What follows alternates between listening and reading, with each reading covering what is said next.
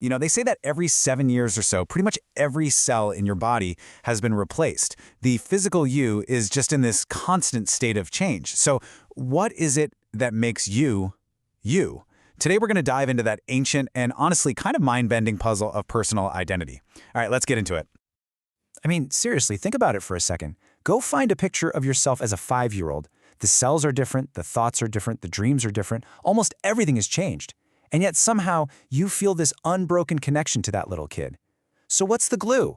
What connects the you from back then to the you listening to this right now? And that, right there, is the heart of the paradox. On one hand, you've got the biological facts. Our bodies are basically like a river, with matter just constantly flowing through. But on the other hand, you've got this gut feeling, this deep intuition that there's a solid, stable me that rides out all those changes. So how do we square that circle? Now, this isn't some new age puzzle. Philosophers have been tearing their hair out over this exact problem for thousands of years.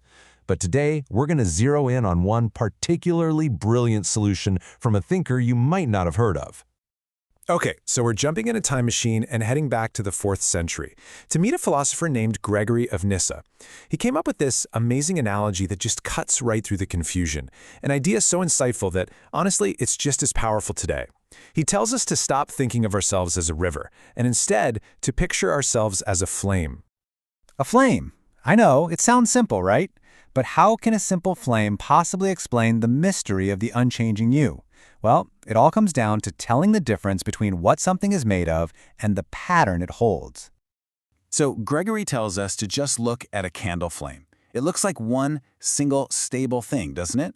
But it's not. It's actually a process. New fuel is constantly being pulled in, and old smoke is constantly being pushed out. And then he says, and this is the genius part, our bodies work the exact same way. The physical stuff flows through us, but something essential stays put. Okay, let's really break this down. The actual stuff in the flame, the molecules of wax and air, they're changing every single nanosecond. They're here one moment, gone the next. But the form of the flame, right? The recognizable shape and pattern, that stays the same. And that, Gregory says, is the big aha moment. Your identity, your essential you-ness, isn't the physical stuff. It's the persistent form that this stuff takes.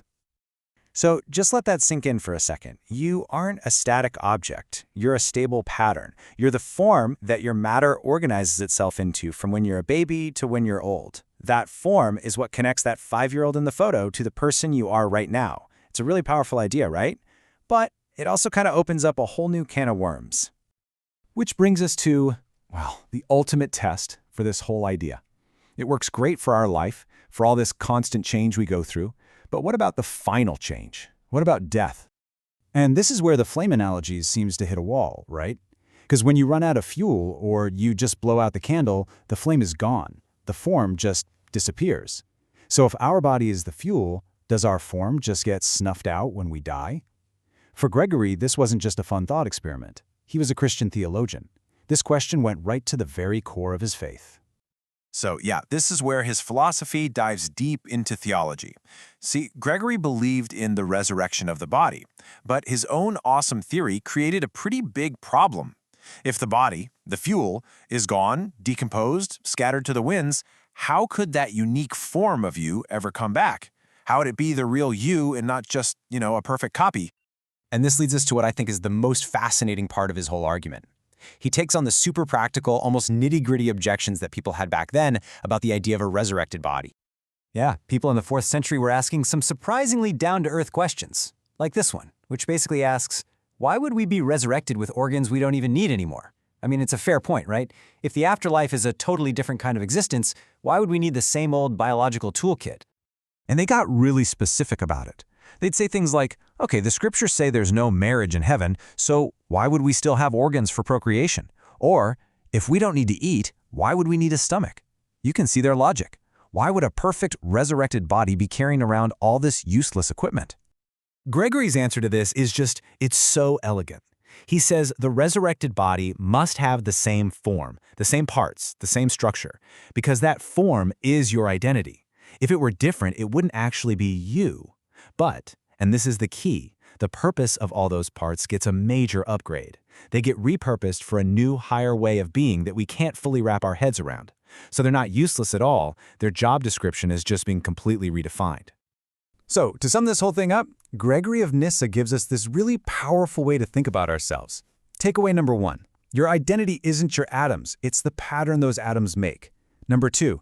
This pattern, this form, is what gives you that feeling of being a continuous self through your entire life. And finally, in his view, that same form is preserved after death, but it's transformed for a brand new purpose. And that leaves us with one last huge, mind-bending question to chew on. If you are a form, a pattern, and not just the sum of your physical parts, what exactly is that pattern? Is it your consciousness, your soul? Is it your unique collection of memories and relationships? Gregory gave us a fantastic framework, but the final answer, well, that might be something we each have to discover for ourselves.